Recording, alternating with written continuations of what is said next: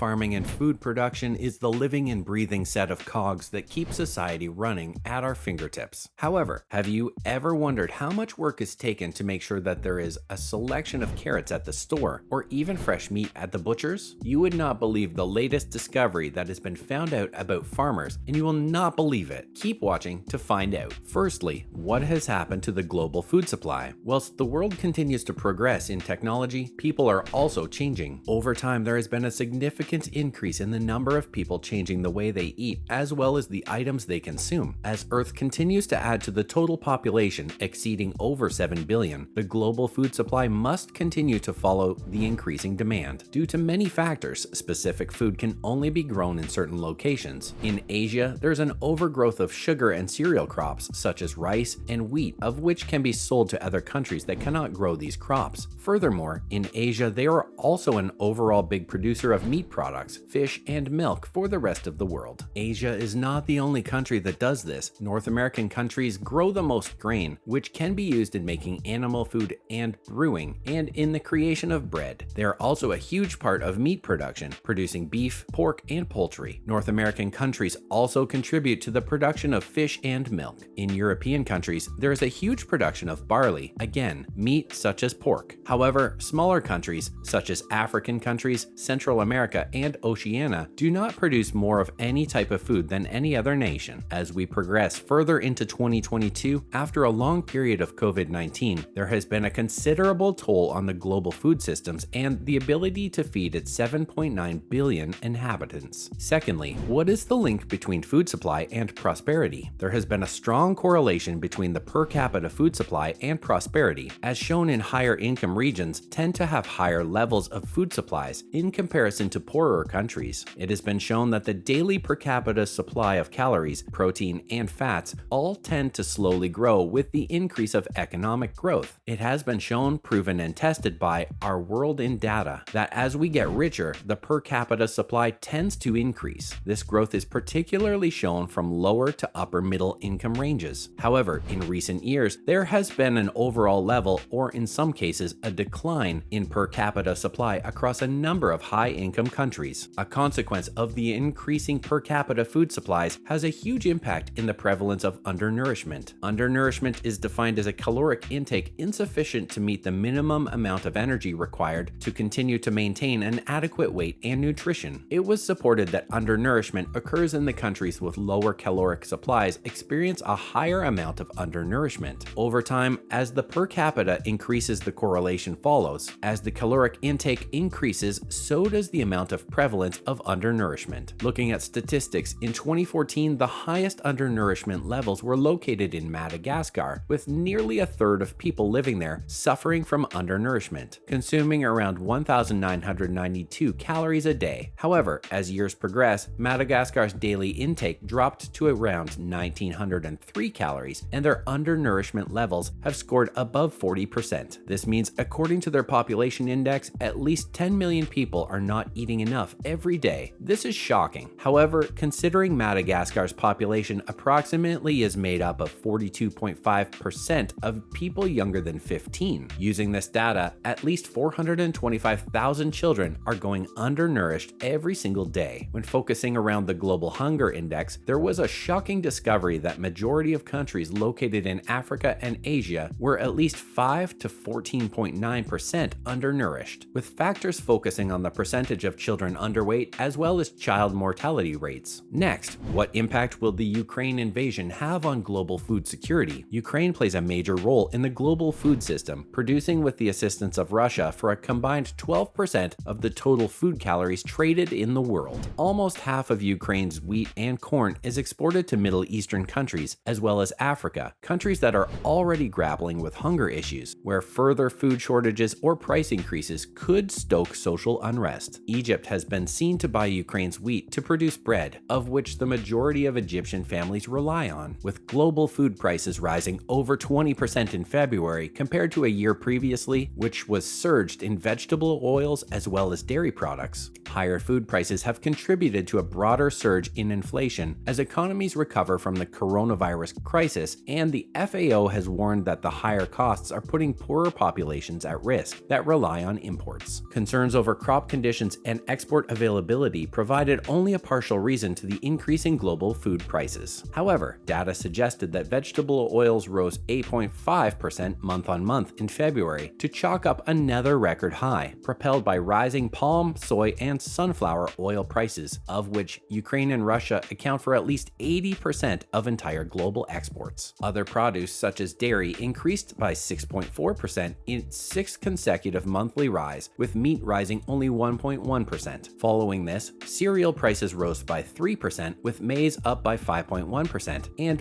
wheat increasing by 2.1%. However, the increase in food prices does not stem from the direct shortage or even the source. It can be found in outside production such as energy, fertilizer, and feed sectors, all of which tend to squeeze profit margins of food producers, discouraging them from investing and expanding production sizes. After the latest UN meeting, the war with Russia has worsened food insecurities for poorer nations due to rising prices, with some countries facing a long-term famine if Ukraine's exports are not restored to pre-war levels due to the 20 million tons of grain that are currently stuck in Ukraine from previous harvests. The Secretary General Antonio Guterres said, "There is enough food in our world now if we act together, but unless we solve this problem today, we face the specter of global food shortage in the coming months." He continues to warn that the only effective solution to the crisis was reintegrating Ukraine's food production as well as fertilizer produced by both Russia and Belarus back into the global market. An intense contract is being drawn with the inclusion of Russia, Ukraine, as well as the United States and the United Kingdom in an effort to restore food exports to normal levels. Whilst this occurred, the World Bank announced an extra funding worth $12 billion